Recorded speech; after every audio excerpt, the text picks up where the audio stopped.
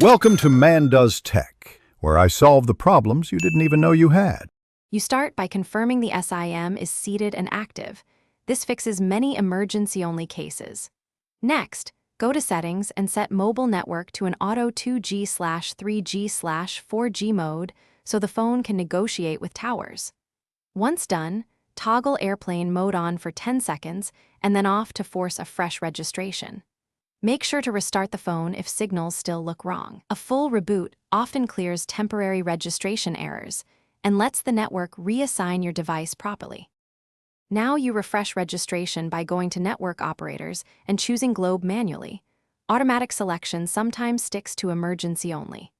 If that fails, check access point names and restore Globe's default APN settings because wrong APN can disrupt registration.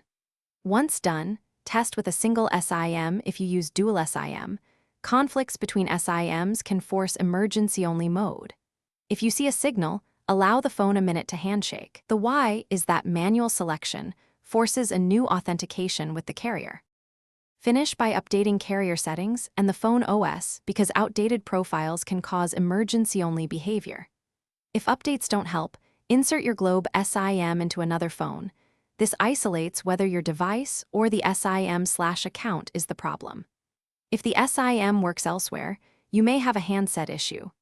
If it still shows emergency only, contact Globe support and provide your IMEI and account details so they can reset provisioning. Troubleshooting tip: if all else fails, request a SIM replacement.